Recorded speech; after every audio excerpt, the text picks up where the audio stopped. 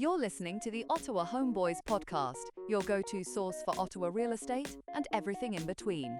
Now, here are your hosts, Abuzar Shiki, Dan Burton and Ahmed Haj Hassan. This podcast is about the real estate market in Ottawa and housing advice.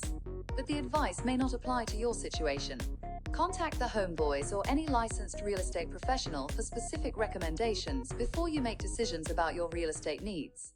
Welcome to another episode of Ottawa Homeboyz. I'm Abuzar Shiki. I got my man Dan Burton. Nice to be here. And special guest, our home girl, Sara Khalil. Welcome.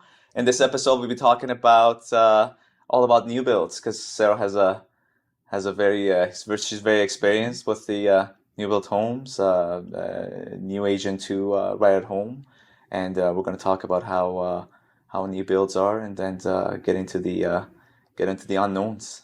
Awesome. Welcome. Yeah. Thank you. Thanks for having me. Absolutely.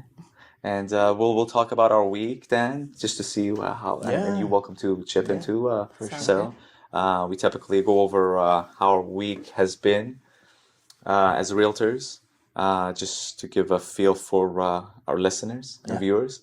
And then we'll get into the detail of what the episode is about. And Awesome. What's happening with you, Dan? So everything's good, Abuzar. Nice to be here.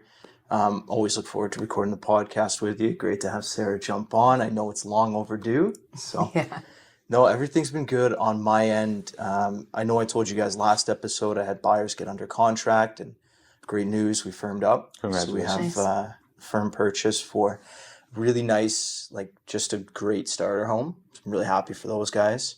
I do have the listing that went live in Westboro. So we got about a dozen units that are out for rent there. And then I have a nice townhome as well in Richmond. It's a brand new corner unit that we're just looking for great tenants for as well. So lots of good stuff on the go. We are recording this 8 days away from Christmas. That's it. So I know. Happy holidays to everyone who's listening. Yeah, same. Yes, that's what's on my mind, and that's what I've been up to. Good. Winding down. Exactly. That's the idea. Exactly. How you guys been? Yeah, same here. I mean, I have my listing in Hintonburg that just came live not long ago for that rental single-family home. Really large place, lots of parking, so it'll be a great opportunity for someone who wants to be kind of central, close to amenities and everything like that, but needs the space. Working on a whole bunch of listings that are coming up in mid-Jan, kind of end of January, like typical. So, and in the meantime, just pumping out those new builds for my buyers. So Awesome. lots of new build activity, especially for first-time home buyers, and we'll get into more on that after. Very But interesting. Yeah.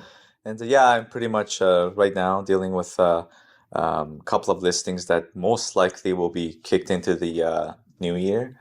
Probably right around February, March, mid-March-ish.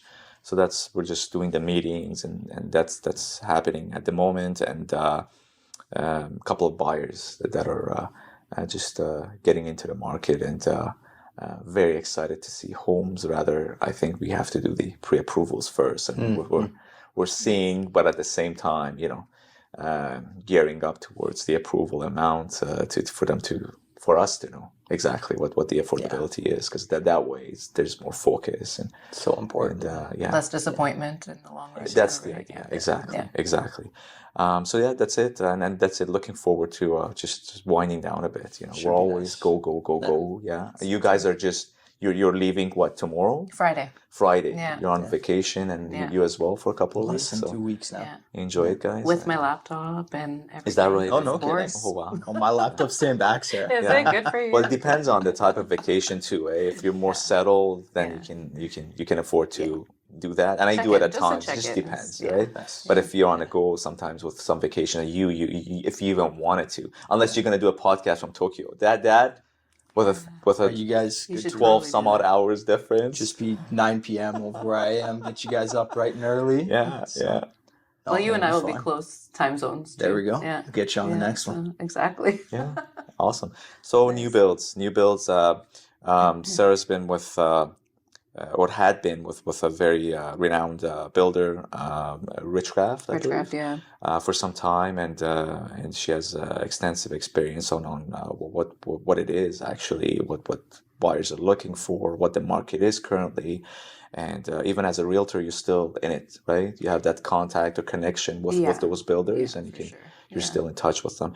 So just start about how the market is right now, right? Because it's just a bit of uncertainty. It seems the mood going around. What's going on with the builds right now? Yeah. Definitely. So sorry. Yeah. No. Yeah. So for new builds, there's definite activity with the first-time buyers, clearly because of the HST rebate that got introduced. So I don't know if you've already discussed it on your podcast before. Go over it. Refresh me. So basically, in older times, like just when people were buying new homes, you would walk in and you'd see the price sheet at the builder's office, right? And that always included HST, but it included it subject on your rebate. And what that meant was like, as a typical buyer, you would go in, the builder would pay the HST on your behalf to CRA. You would just pay the price you see there, and then your rebate was signed over to the builder in lieu of the HST that they've prepaid for you. Now the government recently introduced this to kind of make housing more affordable for first-time homebuyers, where first-time homebuyers, they only get to do this once, and they are not required to pay HST at all. So now that rebate that was normally getting signed over to the builder shouldn't be, because there's no HST payable. Yeah. And so the prices that you see on the price sheet can come down anywhere from 50 to 80. And it doesn't necessarily reflect first-time home buyers any longer, because builders now, it's so detailed that they can't be meddling with pricing because, are you a first-time home buyer or not? And getting into that can of war, open that can of war. So I'm seeing that like the prices are being slashed regardless of who's buying or what experience they have. Yeah, so they are absolutely, like most builders are doing discounts anyways to kind of correct to meet the demand and to compete with resale, right? But also, so I went out to lunch with the sales manager of one of the other prominent builders recently, and I spoke to another one so I spoke to somebody from multiple builders, and they were saying that the way that it's being done is different. So basically, everybody's entitled, obviously, as a first-time homebuyer to that HST rebate. It just depends. Some builders are taking it right off the price at the beginning, but then you have to be careful because it'll say first-time homebuyer price or not. Oh, interesting. Yeah, or some builders are taking it off on the statement of adjustments, like a week before the closing at the lawyer's office. It will be adjusted just like all the other adjustments, which makes the most sense.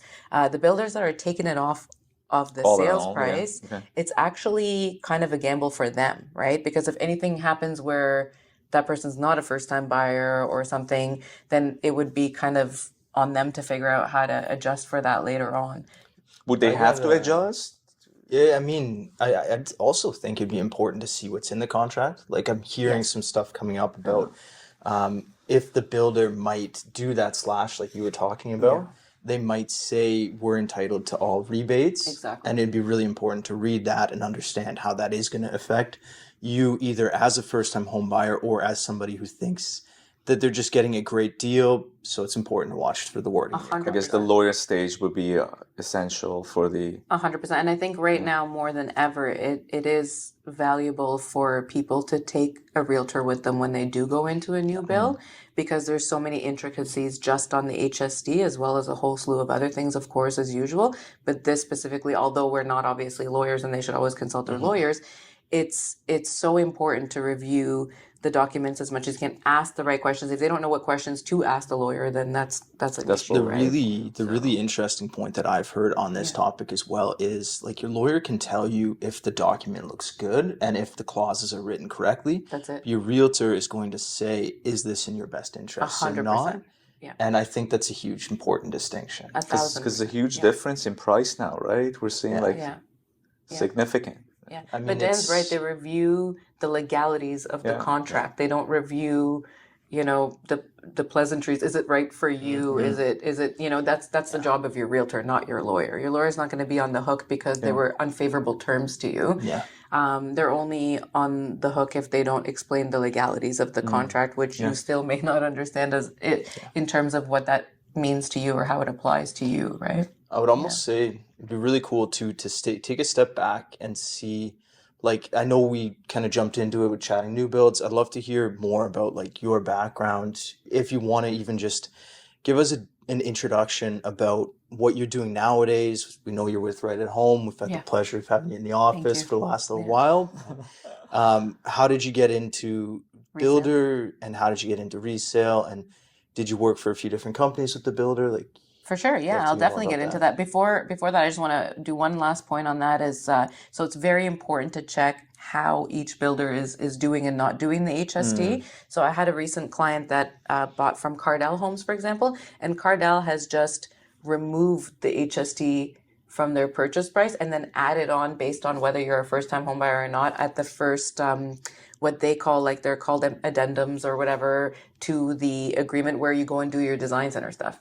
And so it's very important because they could sign and then they believe wrongfully. I mean, I'm sure the staff explained there, but that, hey, this is Cardell not. was like this before as well. Yeah. Like I used to take buyers in, and then it was the attractive pricing, and then the HSD would come in, or the taxes, and then Yeah. like the sweats. I literally, with one buyer, I could see like the sweats building up on his forehead Oh no. because what he Yeah. thought was completely different than what he could actually, get the home for, and it's just 100%. what a So just be disappointment that wary was. what So, you're, ask yeah. all the right questions, right? Because I was reviewing the contract and I saw, oh, this is not inclusive of HSD. And I said to him, did you know that?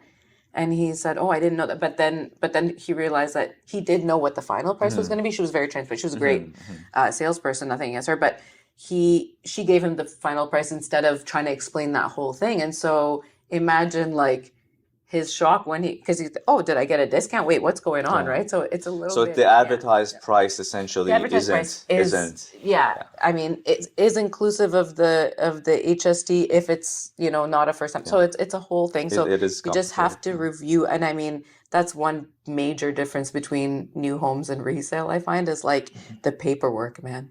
Like working at a builder, I mean, my contracts were 48, 52, 53 pages. Yeah.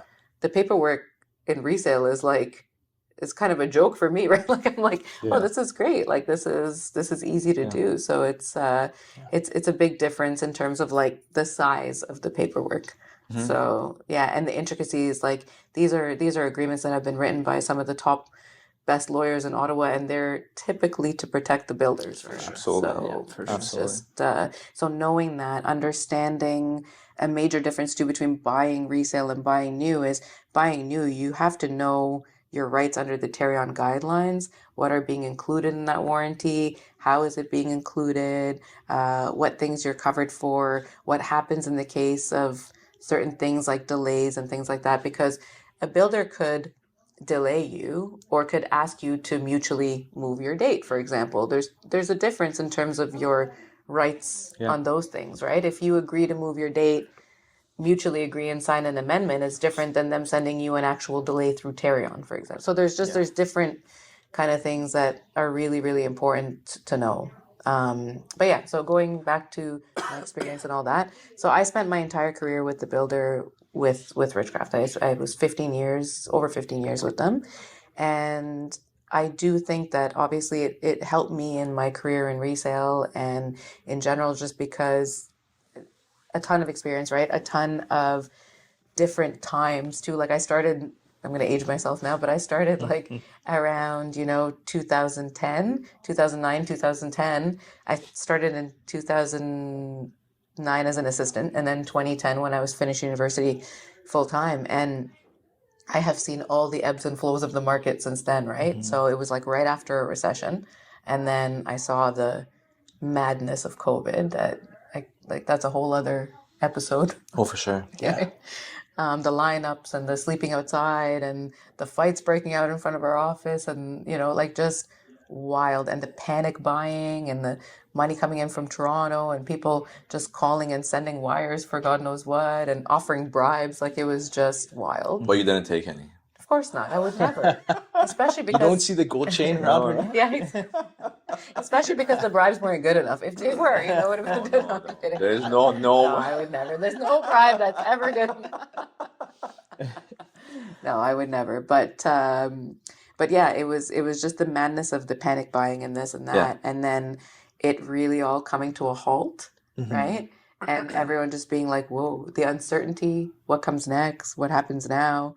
and all that. And I chose to make the move probably in one of the most uncertain times. And it's funny because I've told Dan before, we've talked about this many times, but I actually got licensed back in, well, I didn't go through the full licensing process, but I started getting my license back with AREA in 2015. And I Okay. did all the courses and everything. And it was back when like commercial real estate was still like in class. So I was at the Orem facility here doing my testing and met a lot of great people and everything.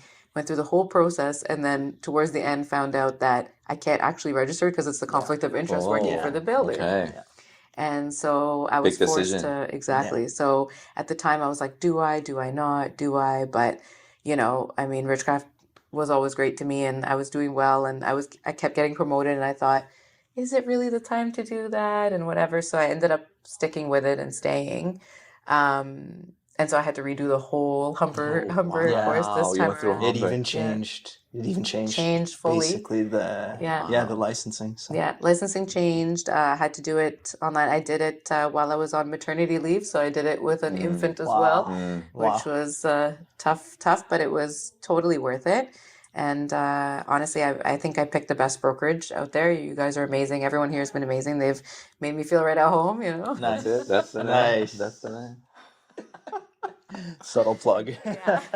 No, it's been great. Everyone's so helpful, and the thing is there's always competition between agents, but there's collaboration here, and I think that's so important. I think we're in such a competitive business, and we're in a business where everybody always looks out for themselves. So it's nice to feel welcomed and to feel like I could call Dan at any point. Hey, can I pick your brain on something? I've done open houses for you. Like it's a very collaborative environment, and everyone, like, we see that if we all win, then we all win, right? Like that's, And you don't get that feel for, and I've been to, again, not a lot of brokerages, but essentially not all brokerages are the same, regardless of the number of agents inside them. It's just that unity, sometimes you feel it, and in some places you just don't. And that's one of the reasons I'm staying here, is that you get that dynamic for whatever reason. It's just the people that are in it, so. This was the first one that I chose once I became a licensed agent, and I didn't expect it to be as good as it is. Like, I thought I might have to, and I mean, I interviewed a handful of brokerages, like you should, right, when you're getting into the business. Yeah. I didn't expect it to be like the way that it is, and I just can't see myself anywhere else because the community feeling is so good here. It's so essential, true. right? Yeah. It's very true, and it's and I also interviewed a bunch of brokerages the first time around and the second time around, because the first time I was like, maybe let me look into it, whatever, and I never did it. And I instantly felt at home when I came here. Last dad joke, I promise. But I walked in, I talked to the girls that are in men's staff. Everyone was just so welcoming, and the girls having their meetings and everything like that, too. Like just bringing everybody together. It was definite air of collaboration, and I'm grateful to be here, honestly. And great to have this whole crew, Exactly. Yeah. It is interesting to hear your timeline in the business as well too. It sounds a lot like yours.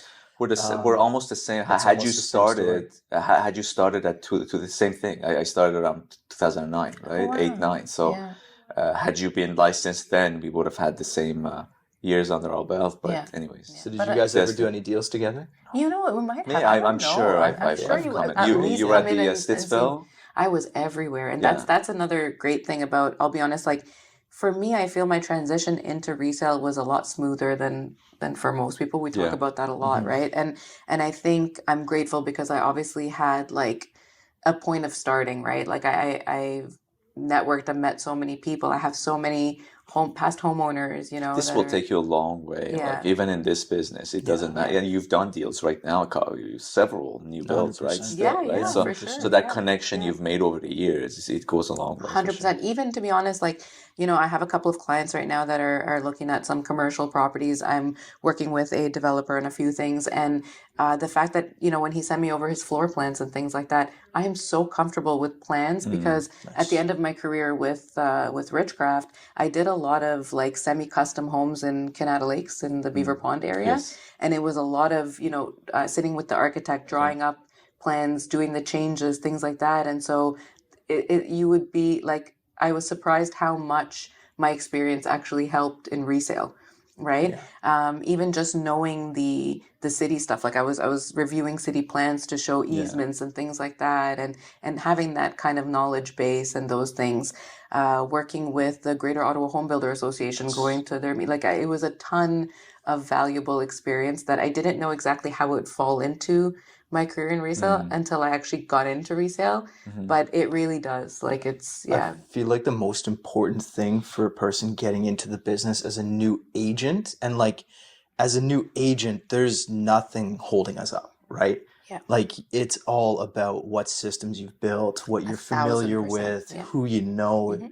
And I'd say like you got to have some experience. Like Sarah's is probably 1 out of 100 that I hear that you have like that great experience. It's more but and you got to being do something hungry at the full same time time is before. two things, right? Yeah. That It's experience true and the too. hunger, right? Yeah. And I love you guys just because of We love you too, that, Brian. because I am always or try to be hungry, right? Yeah. But sometimes you just as when you're Yeah. experienced, you just slack a bit, and then when I see you guys, I'm like I'm pumped, man. Like let's go, you know. Yeah. So Yeah. So yeah, you come I and door covered- knocking with us in the spring?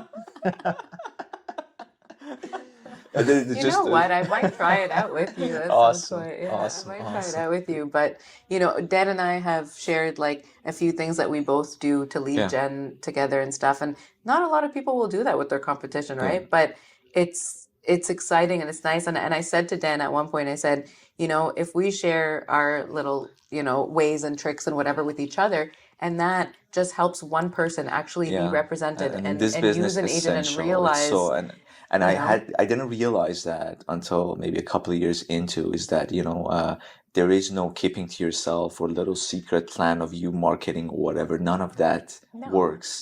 And it actually does work when you collaborate with other agents and network, and then you start to flourish just because of 100%.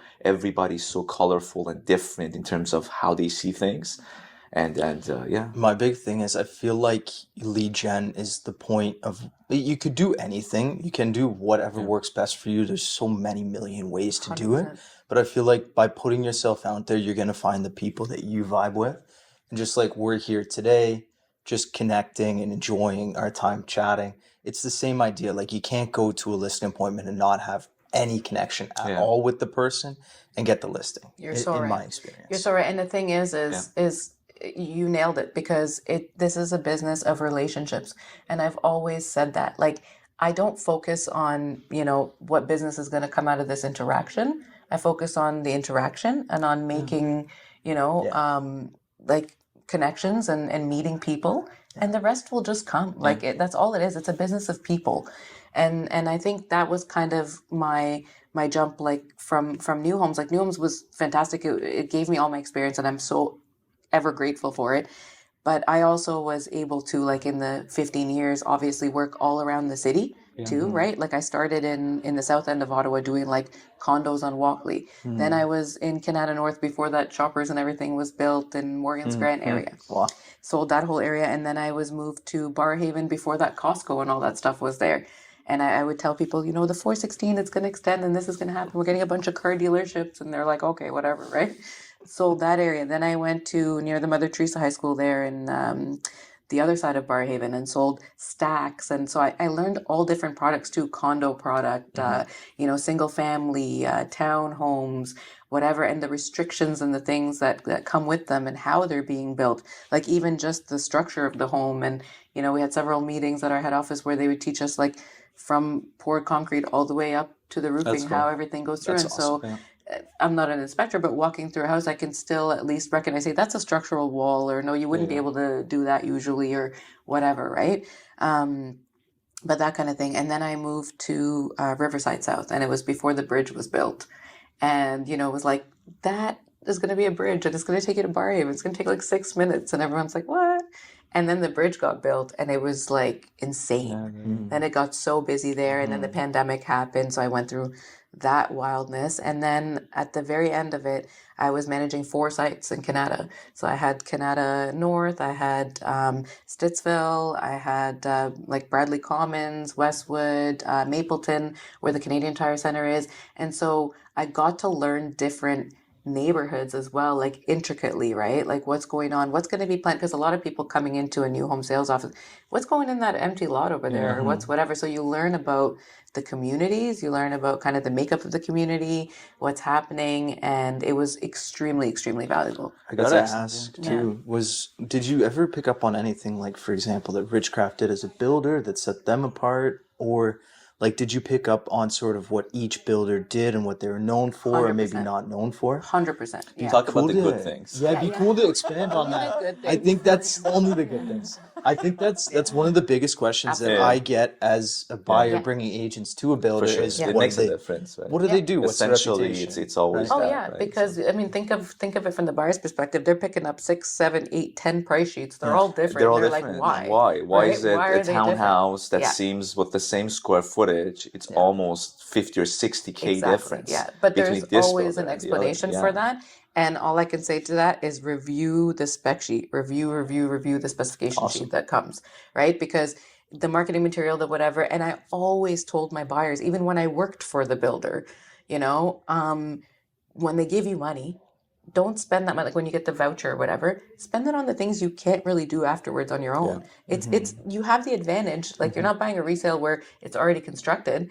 You have the advantage of adding the little things that are going to make your life easier later on. You know, like I remember I used to I added it at my home, and I thought it was like the coolest thing since sliced bread. But I added a kick plate in my entrance, and it was for like I had a central back, and so it always bothered me that when people were coming over, you know, you get the salt tracking into your house Yeah. or like the little pebbles or whatever, and you don't want to pull out the whole vacuum every time just to whatever. If it's like you just vacuumed the other day and you just want to, you add a kick plate in your entrance, you can That's very sweep that cool. into there Right. right before you, Or know, just a quick- or a And urinal.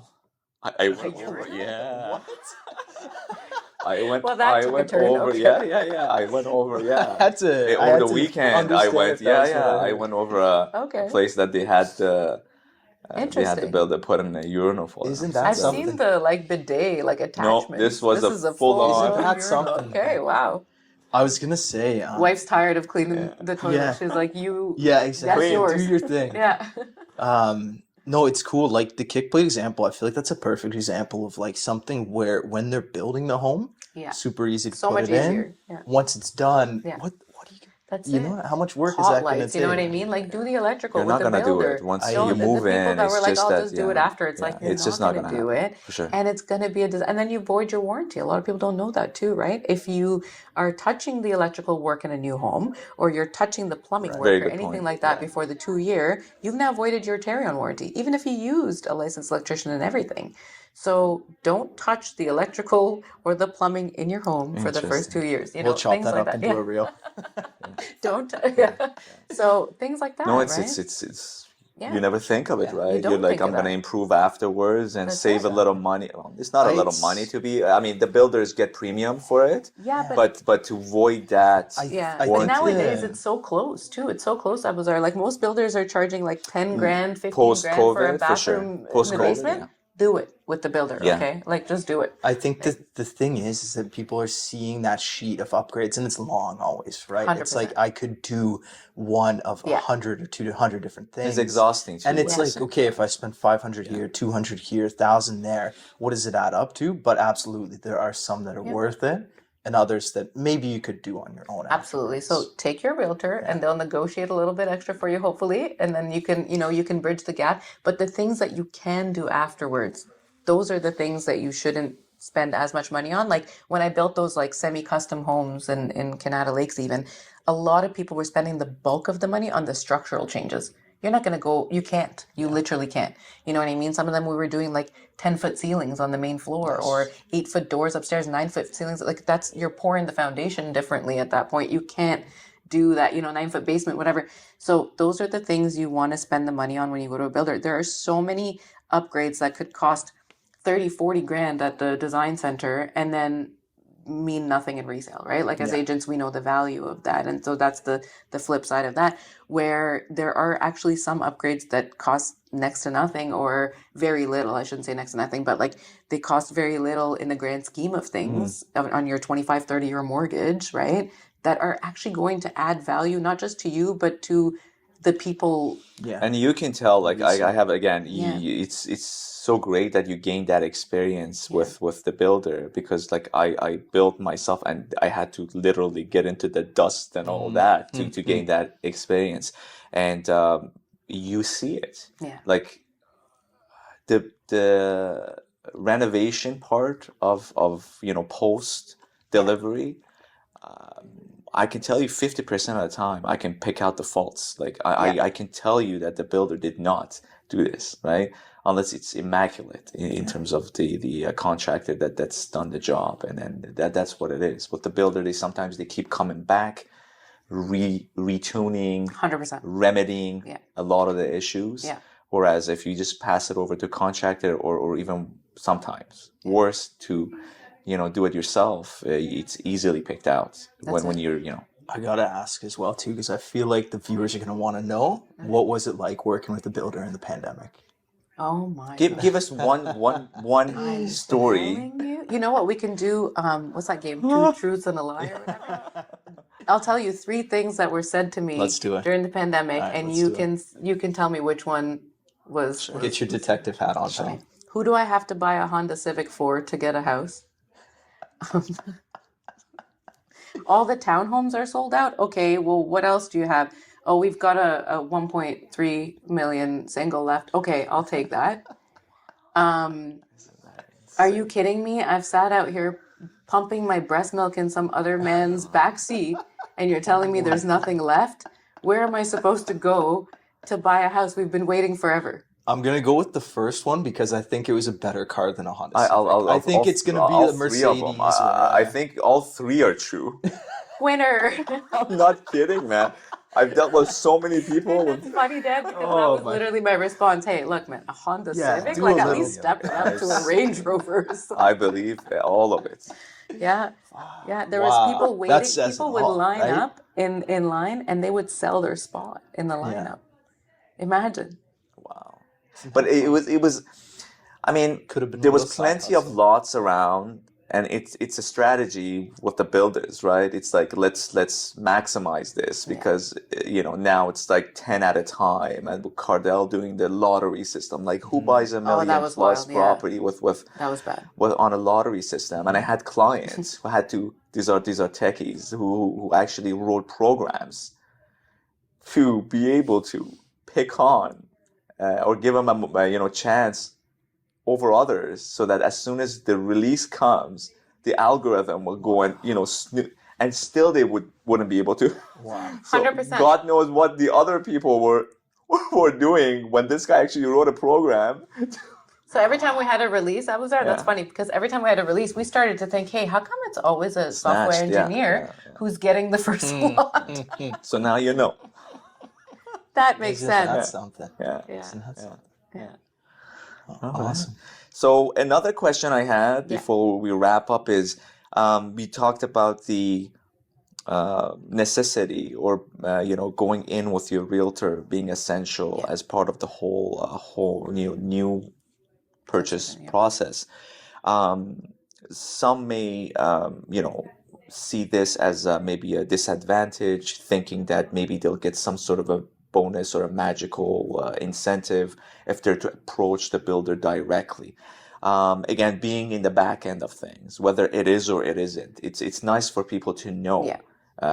It's not true. It's 100% not true. It's never been true. I used to get that question all the time. Well, what if I come without my realtor? Can you do anything extra? We can't do anything extra. We were never able to do anything extra because there's a budget for realtors. There's a budget for realtors that was always set out for realtors, and I'm sure it was the same way with other builders, right? But you're not going to gain anything from not going with your realtor. The only thing is you're unrepresented, right? Yeah. Because the staff for the builder, at the end of the day, they work for the builder. So even if there were things sometimes that I wanted to say to that customer, I couldn't. Like, at the end of the day, it's a job. You work for the builder, right? And so to have your best interest protected, absolutely use an agent. Okay. Also, even better if it's one of the 3 of us. Even better if it's one of us. Yeah, sure. absolutely. Yeah. And one last question. Yeah. I had a buyer ask me whether it's a possibility for you to find from a builder if they're actually, blasting near the site. So I mean, I probably know the answer, but it was I was curious because I had that complaint before where You mean blasting bedrock, right? That's right. Yeah. Correct. Whereas we bought something a couple of years old. It was a resale. Rather, the builder was just blasting away, and my guy calls me. He's like, "My house is shaking." Yeah. So, is that something that the builders able to disclose, or will they? It doesn't make sense. I think they but will. yeah. I think they will if you ask. I mean, because they have every right to, Yeah. right? At the end of the day, they're not going to stop construction. But the so extent, but the extent of it, you know what I mean? Like, I don't think they're going to say, "Hey, we're going to do this many, Yeah. blasts or this or but that." that was an interesting question. That was you always get the first. I'm assuming it was in but- Canada, eh? No, this was actually in the Navan area. So Oh, we were okay. looking at Yeah. the south. There's a lot of concern merging about into radon Orleans, gas and blasting of Yeah. bedrock and all that stuff, kind of like out that way and anywhere that there is bedrock. Yeah, we should do an episode on Yeah. radon gas. Yeah. And, No, that's great. Because it's, Yeah. it's a huge concern as well at times with some of these Something that's new definitely builds. not talked Yeah. about enough. If the for builder sure. is transparent, you can definitely, ask. In terms of radon gas, just quickly, like you can get a meter that from Yeah. Home Depot. Yeah. It's, you know what I mean? It costs less than that because a lot of people at the time were like, should I put in? So a lot of builders actually provide the roughing so that you can do Yeah. the radon system. Nice. The radon system is expensive and most of the time unnecessary. Yeah. Right? So get the meter, put it in your basement, check first before you do anything else. There's no need to. Yeah, and Throw the baby from out my with the understanding, it's bathwater. got to be a couple of rainy days for it to pick for up it to really- exactly the content. And it pumps it back out into the air immediately around the home. So it's like, you know what I mean? Like at the end of the day, it's kind of a futile effort. But I will give a couple more tips if you want quickly before we wrap up for Let's the do it. builder thing. Love to hear. But not all because you have to call us. No, for the the warranty thing for sure, a huge one. You don't want to do any kind of electrical work or that kind of thing before. I always also tell my buyers when they're buying new, do not so the builder will give you an inspector, right, that you'll do a walkthrough with before the closing at the PDI, the pre-delivery. You're welcome to bring your own inspector at that point. They can't stop you, but you'd have to pay that inspector a typical inspection fee. I don't recommend it because, as you guys know, when a home is freshly built, they can't see anything. It still has to go through a season of shifting, right, of summer, winter. The settlements and Exactly, everything. the settlement Correct, and whatever. So I would always tell my clients, wait till right before the 1 year is up because most of those things are still covered, in the first year, and then hire an inspector at that point because the house has gone through winter, summer, done all the shifting it needs to do, settled, and this is kind of where you're going to see if there's anything. At the very beginning, total waste of money because there's it's just freshly built. There's no way to see kind of damages. And then the other thing I was just thinking of recently is we talked about design center upgrades and not spending, on things like whatever, but a lot of builders will provide an electrical walkthrough, like they call it a frame walk. And it's when the house is at framing and your electrical is done, but they won't provide it. A lot of them won't provide it unless you ask for it. So it's not a courtesy that they extend to everybody just because of You staffing. have to know about it to be able to. You have to ask just because of exercise. staffing, right? They wouldn't have the manpower to do that Right. for every single house. Some builders do, but a lot of them don't unless it's by request. So request one for sure because it's so important. Walk through the home and take a video of your electrical behind the walls. Yeah. Because if you want to do any work later, it is so valuable to have that, right? And then lastly, one big thing is keep all your design center paperwork of what upgrades you've done in the house, whatever, and a floor plan. Yeah, Right? please, the floor plan, Please keep the please. floor I'm begging you. plan. Like every time I sit down, it's like a 3 or 4 year old home. I'm like, okay, let's make the package, right? We're putting up for Exactly. sale.